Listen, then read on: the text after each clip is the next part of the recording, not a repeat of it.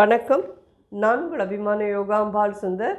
இன்றைக்கி நம்ம ஒரு மாம்பழ சீசன் முடியல. ஸோ அதுக்குள்ளே மாம்பழத்தை வச்சு ஒரு திரட்டிப்பால், மாம்பழ திரட்டிப்பால் பண்ண போகிறோம். திரட்டிப்பால் பால்கோவா எல்லாருக்கும் பிடிச்ச ஒரு இது. அதில் மாம்பழத்தை வச்சு பண்ணுறது இன்னுமே டேஸ்டியாக ரொம்ப ரொம்ப நல்லாயிருக்கும். என்ன திடீர்னு இன்றைக்கி ஸ்வீட்டு அப்படின்னு சொல்கிறீங்களா? சொல்கிறேன், கடைசியில் வச்சு சொல்கிறேன். உங்கள் எல்லாருக்கும் முடிவில் கண்டிப்பாக எதுக்கோசரம் இந்த ஸ்வீட்டு அப்படின்றது சொல்கிறேன்.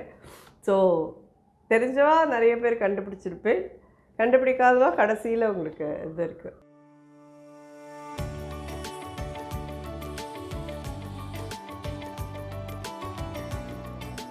ஒன்றரை லிட்டர் பால் நல்லா கொதிச்சுன்னு இருக்கு. ஒரு அரை லிட்டர் பாலை நம்ம திரித்து அதை பன்னீர் மாதிரி எடுத்து இதில் போடணும்.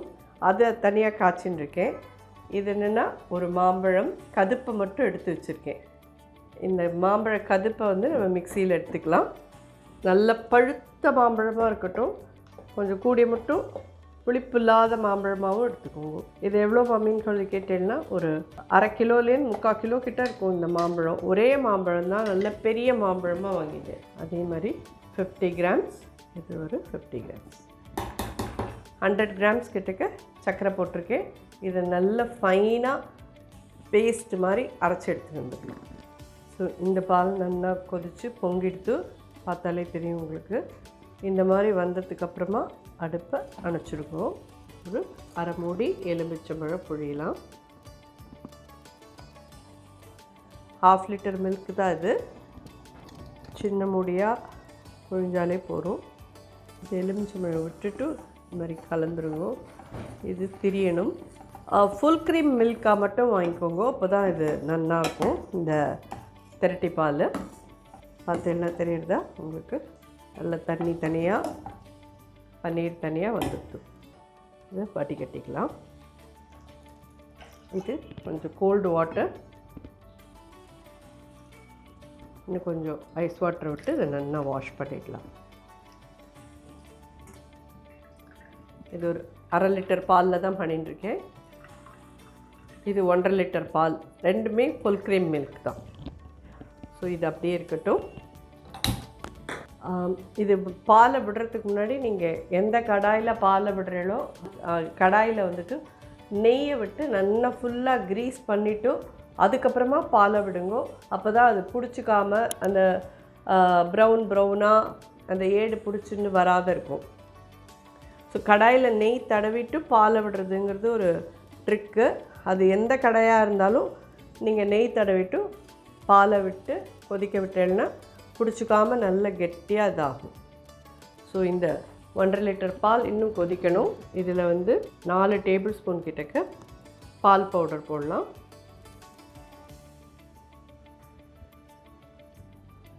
என்ன பால் பவுடர் வேணாலும் நீங்கள் யூஸ் பண்ணிக்கோங்க. உங்களுக்கு எது கிடைக்கிறதோ, உங்கள்கிட்ட எது சௌரியமோ அது.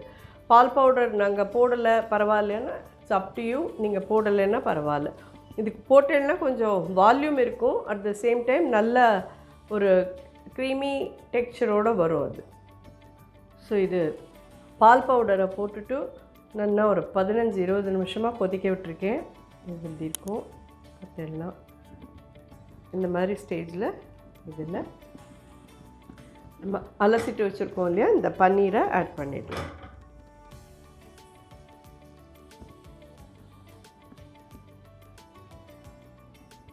இதில் நான் ஒரு 5-6 ஸ்ட்ரிங் குங்குமப்பூ போடுறேன். இது ஆப்ஷனல், எங்கள்கிட்ட இருக்கலை அப்படின்னா போட வேண்டாம், நீங்கள் அப்படியே விட்டுடலாம். மாம்பழத்துலேயே அது நல்ல கலர் வந்துடும். ஸோ இதுக்கப்புறமாவும் நல்லா ஒரு 15-20 நிமிஷம் இதை கொதிக்க விடணும். கொதிக்க விட்டுட்டு அதுக்கப்புறமா நம்ம மாம்பழத்தை ஆட் பண்ணி மாம்பழத்தோட கூட நல்லா அது சுருளில் வதக்கி எடுத்தேன்னா ஜோராக மாம்பழம் நல்லா அரைச்சி எடுத்து வந்துட்டேன். மாம்பழமும் சர்க்கரையும் நல்லா அரைச்சாச்சு. இது கொஞ்சம் நாள் இன்னும் கொதிக்கட்டும். இன்னொரு 10 to 15 மினிட்ஸ் கழிச்சு மாம்பழத்தை ஆட் பண்ணலாம். ஒரு 10 நிமிஷமாக இது கொதிச்சுன்னு இருக்கு. இதில் இந்த மாம்பழ பல்ப்பையும் ஆட் பண்ணலாம். ஸோ இது எல்லாமே சேர்ந்து நல்லா கொதித்து கெட்டியாகணும். கொஞ்ச நாள் பொறுமையாக தான் கலரணும். அதை நல்லா கெட்டியாகட்டும். இன்னும் ஒரு 10லேருந்து 20 நிமிஷம் வரைக்கும் நல்லா அது உங்களுக்கே தெரியும். நான் ஃபைனலாக இதுவாகிறதே காமிக்கிறேன். நல்ல சைடெல்லாம் சுருண்டு நடுப்புற வந்துடும். இது அந்த அளவுக்கு நம்ம இதை நல்லா கொதிக்க விட்டு இறக்கணும். நல்லா இது ரெடி ஆகட்டும். ஒரு 20 மினிட்ஸ் கழிச்சு பார்க்கலாம். இந்த அளவுக்கு இது சுருட்டிண்டு வரணும். அதுக்கு வந்து நல்லா ஒரு 1/2 an hour to 40 minutes ஆயிருக்கு. 1/2 teaspoon ஏலக்காய் பொடி போடுறேன். இதுவே ஃபுல் க்ரீம் மில்க் அப்படிங்கிறதுனால சைட்லலாம் அப்படியே கொதிக்க கொதிக்க நெய் வந்துகிட்டே இருக்குது. நெய் விடணும்னு அவசியம் கிடையாது. இல்லை உங்களுக்கு கொஞ்சம் இருந்தால் பரவாயில்ல அப்படின்னு நினைக்கிறவா ஒரு 2 ஸ்பூன் விட்டுக்கிறேன்னா விட்டுக்கோங்க. நல்ல மாம்பழ வாசனையோடு கோவா டேஸ்ட்டோடு ரொம்ப ரொம்ப ஜோராக இருக்கும். இதில் மேலே பாதாம் கட் பண்ணி ஸோ ஜோராக ரெடி ஆகிடுது. இது இன்னும் ஆறினா ரொம்ப கெட்டியாகிடும் உங்களுக்கு. இந்த மாதிரி அதே மாதிரி நான் பாதாம் கட் பண்ணி போட்டிருக்கிறது ஆப்ஷனல். உங்களுக்கு வேண்டான்னு நீங்கள் போட்டுக்காதீங்க.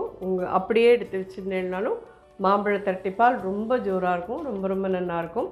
ஸோ இது வந்து 2 லிட்டர் பால் அப்படிங்கிறச்சு இதுக்கு வந்து நான் 1.5 லிட்டர் பாலை வச்சுட்டு 1/2 லிட்டர் பாலை நான் திரித்து இதில் போட்டிருக்கேன். 50 கிராம்ஸ் கிட்டக்க, அதாவது 4 டேபிள் ஸ்பூன் அப்படிங்கிறது 50 கிராம்ஸ் கிட்டக்க வந்தது பால் பவுடர். ஸோ இது அந்த அளவுக்கு தேவை. இதில் எல்லாம் கம்மி பண்ணிக்கிறேன்னா உங்கள் சௌகரியம். இது நீங்கள் வந்து ஒரு ஆடி வெள்ளிக்கிழமைக்கு அம்பாளுக்கு நைவேத்தியத்துக்கு எடுத்துக்கிறேன்னா எடுத்துக்கலாம். ஆர் ஏதாவது பர்த்டே இதுக்கு நீங்கள் பண்ணுறதுனாலும் இந்த ஸ்வீட் ரொம்ப ரொம்ப நல்லாயிருக்கும், ஆப்டாக இருக்கும். அட் த சேம் டைம் இதை நான் பண்ணுறதுக்கு உண்டான காரியத்தை சொல்கிறேன்னு சொன்னேன். இது ஷூட் பண்ணி இந்த ஸ்வீட் நான் பண்ணுற அன்றைக்கி, இந்த மாம்பழ தரட்டிப்பால் பண்ணுற அன்றைக்கி எங்கள் அம்மாவோட பிறந்த நாள். இது டெலிகாஸ்ட் ஆகிற அன்றைக்கி யோகாம்பாள் சுந்தரோட பிறந்த நாள். ஸோ எல்லாருக்கும் ஒரு விஷுவல் ட்ரீட்டாக இது இருக்கும். அப்படிங்கிறதுனால தான் இது அம்மா பிறந்த நாளைக்கு நம்ம பண்ணி எடுத்துன்னு போகணுன்றதுனால இதை பண்ணினேன். இதை அப்படியே உங்களுக்கு ஷூட் பண்ணினேன், அவ்வளோதான். ஹோப் இது உங்கள் எல்லாருக்கும் நிச்சயமாக பிடிச்சிருக்கும்னு நினைக்கிறேன். ரொம்ப டிஃப்ரெண்ட்டாக ரொம்ப ரொம்ப நல்லாயிருக்கும். ட்ரை பண்ணி பாருங்க. பண்ணிவிட்டு சுவாமிக்கு நைவேத்தியம் பண்ணிவிட்டு அதுக்கப்புறம் சாப்பிட்டு பார்த்துட்டு எப்படி இருந்தது சொல்லி நீங்கள் எனக்கு எல்லோரும் ஃபீட்பேக் சொல்லுங்க கமெண்ட்டில். அண்ட் என்னை விட பெரியவா எல்லாருக்கும் என்னுடைய நமஸ்காரங்கள். என்னை விட சின்ன குழந்தைகள் எல்லாருக்கும் என்னுடைய பிரார்த்தனைகள் அண்ட் ஆசீர்வாதங்கள். எப்பயும் எல்லாருக்கோசரமும் காமாட்சிகிட்ட என்னோடய பிரார்த்தனை இருந்துகிட்டே இருக்கும். நன்றி, வணக்கம்.